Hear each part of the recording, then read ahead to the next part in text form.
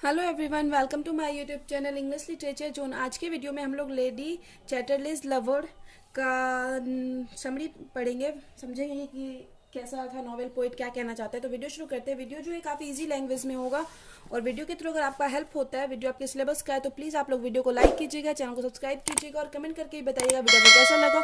और वीडियो का पीडीएफ चाहिए या वीडियो से रिलेटेड कोई डाउट है तो आप मुझे जीमेल और इंस्टा दोनों पे टेक्स्ट कर सकते हो। जीमेल इंस्टा दोनों का लिंक आपको इस वीडियो के डिस्क्रिप्शन बॉक्स में मिल जाएगा और फिर चैनल के अबाउट में भी मिल जाएगा। तो वीडियो शुरू करते हैं। Lady Chatterley's lover is a novel, एक नॉवेल है written by D H Lawrence, जिसको कि लिखा गया है किसके द्वारा? डी एच लॉरेंस के द्वारा। Who is a great poet, जो कि एक महान पोएट थे, नॉवलिस्ट थे, शॉर्ट स्टोरी राइटर थे।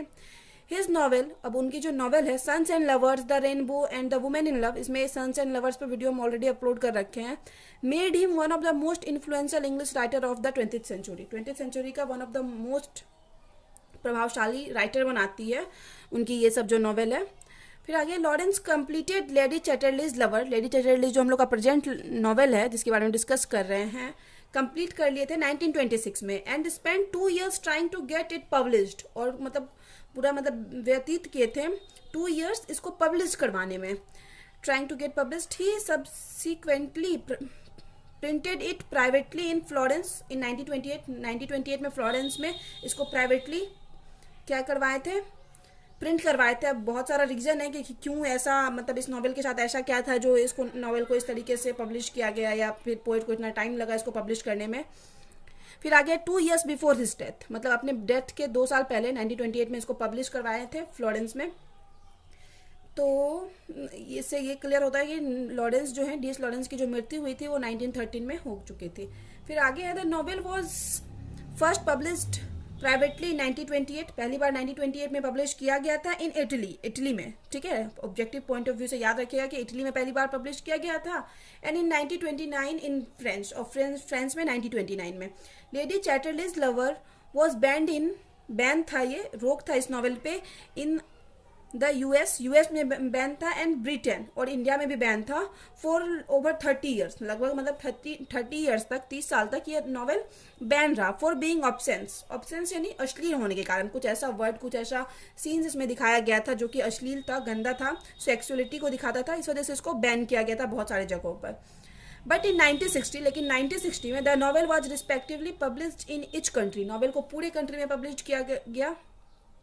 देर is a lots of sexual activities, novel में ढेर सारा सेक्सुअल एक्टिविटीज दिखाया गया है, and liberal usages of 4-letter words, 4-letter words का यूज दिखाया गया। 4-letter वर्ड्स एक तरह का फ्रेज है जो कि अश्लील जो होता है ना, अश्लील या गंदा शब्द जो होता है, जो कि 4 letter का होता है, 4 अक्षर का होता है, तो उसके लिए यूज किया जाता है 4-letter वर्ड, एक तरह से फ्रेज है, ठीक है, जो कि अश्लील शब्दों के लिए यूज किया जाता है इन द नॉवेल में। तो ज़्यादा सेक्सुअलिटी को दिखाया गया, सेक्सुअल एक्टिविटी को और 4-letter वर्ड्स को।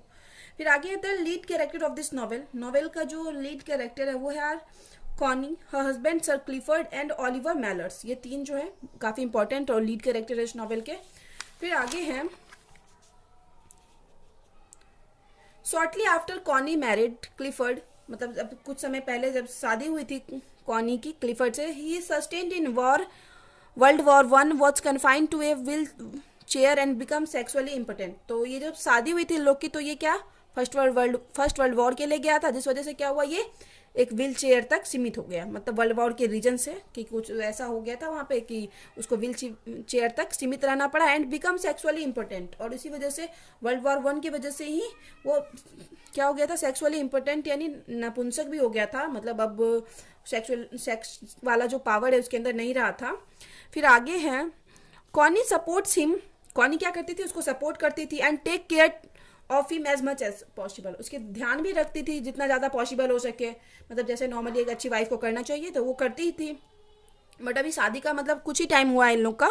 ऑन द अदर हैंड, वहीं दूसरी तरफ, when Connie's father sir Malcolm comes to know, जब कॉनी के पिता को पता चला, जो है कि सर मैल्कम जिनका नाम है, इस बारे में, that Clifford has been paralysed, कि क्लिफर्ड पैरालाइज्ड हो गया है, Connie's father suggest to her, Connie father उसको सजेस्ट करते हैं, that she would have an affair with another man, कि उसको अफेयर करना चाहिए अनदर मैन को। उनको लगा कि उनकी बेटी का भी नॉर्मल एज है, अभी कुछ टाइम पहले शादी ही हुआ है, तो ये सब वो अपने बेटी को सजेस्ट करते हैं कि तुमको अफेयर कर लेना चाहिए।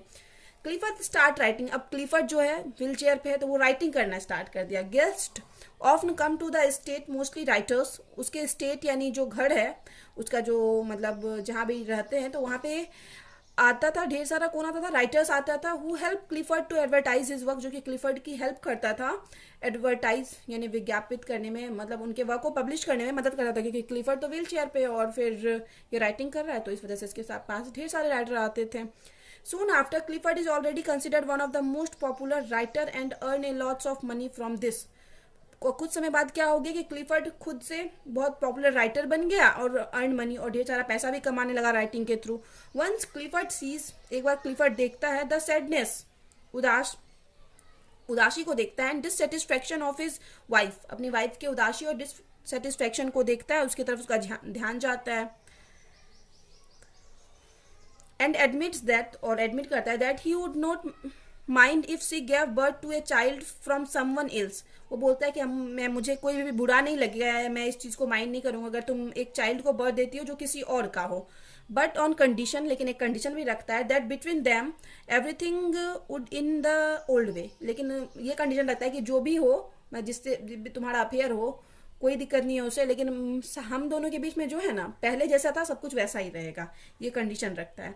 कॉनी गेट्स एन अपॉर्चुनिटी, अब यहाँ पे कॉनी को अपॉर्चुनिटी मिल जाती है to have an first affair, affair too, पहली अफेयर का, जिससे कि वो पहली अफेयर टू, उसका पहला अफेयर हो जाता है मकाइलस से, ए प्ले राइट, जो कि एक प्ले राइट लेखक की है। Connie and Michaelis have an affair, इन लोग का अफेयर हो गया, दोनों दूसरे को पसंद करते हैं, and both of them had, और दोनों हैड ए सेक्सुअल रिलेशनशिप, और दोनों के बीच सेक्सुअल रिलेशनशिप भी है, but Michaelis was unable to sexually satisfy Connie, लेकिन कॉनी को सेक्सुअली सेटिस्फाइड नहीं करवा पा रहा था मैकालस। देन सडनली, तभी अचानक से क्या हुआ, मैकालस हैड टू गो, मैकालस को जाना पड़ा, and when he come back after 2 month, और जब वो 2 मंथ के बाद फिर से वापस आया, Connie and Michaelis got into a fight, तो कॉनी और मैकालस के बीच क्या हो गया, एक लड़ाई हो गया, एंड देन दे सेपरेटेड, और उसके बाद वो दोनों अलग हो गए। तो पहला अफेयर हुआ शादी के बाद, जो कि इस तरह से एंड हो गया उसका।